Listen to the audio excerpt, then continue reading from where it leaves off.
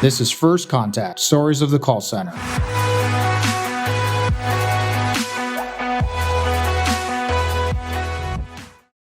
Let's kind of shift to QA, right? There's a fundamental mindset change around treating QA instead of being the punishment department, right? As has been mentioned.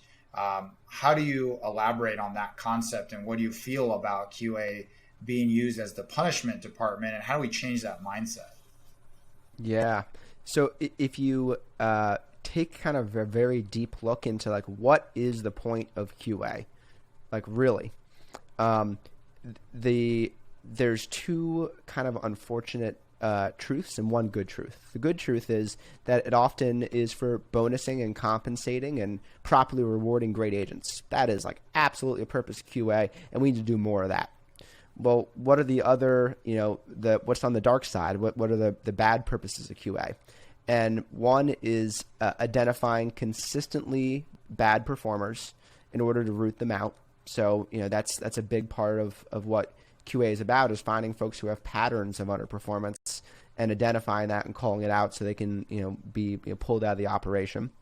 And the second is finding folks who are normally great performers, but in that moment did something wrong, and that you want to call attention to that. Now, hopefully you're finding great performers who did something wrong in that moment because you want to invest in them and help them be better and go correct whatever the mistake is, because mistakes happen. But sometimes, you get you see an agent finish up a call, and then someone yells over, Johnny, QA wants to see you. And then Johnny's like, oh, geez, what did I do? And then QA pulls up a call from, 2 or 4 weeks ago and says, remember this call? And you say, I'm not really.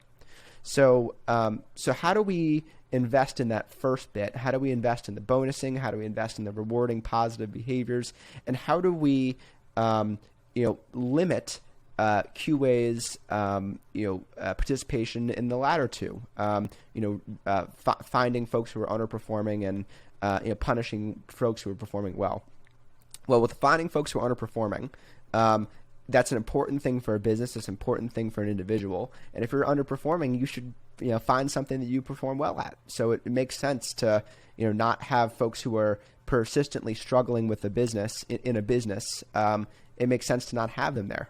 However, it also makes sense for QA to be part of the solution and say, hey, here's specifically where you're underperforming. Here's how we can help you perform better. And if you hit this standard, this is what it's going to mean for you personally, you professionally, and for the business. So how can QA change their activities toward more solution-oriented stuff in that category? And then with the first one of great performers who occasionally make mistakes, well, if you're a great performer, how can we just get rid of those mistakes? Like, a lot of them are just like lapses of judgment or something you forgot. And that's a perfect example of where AI can right there in the moment say, oh, whoop, hey, hello, looks like you might be going down this route, you should go down that route. But remember, QA is going to ding you on that. So if you can give that top performer instant visibility into what kind of score they're going to get and how they're going to be evaluated, often they can change those behaviors and root out those problems. And imagine if you could even do it for QA in real time, or do it for the manager in real time. And instead of seeing 2 weeks or 4 weeks later that this person forgot to read a disclosure, that right there in the moment, the agent sees, oh, you have to do this disclosure, otherwise you're going to have an issue. Or the manager right there in the moment sees, hey, you're 8 minutes in, but the disclosure hasn't been read. You need to go back and do this. Those are the sort of things that AI and Balto enable that previously were not possible, and I think will lead to a really awesome cultural shift in QA being a positive force for the contact center more than they already are.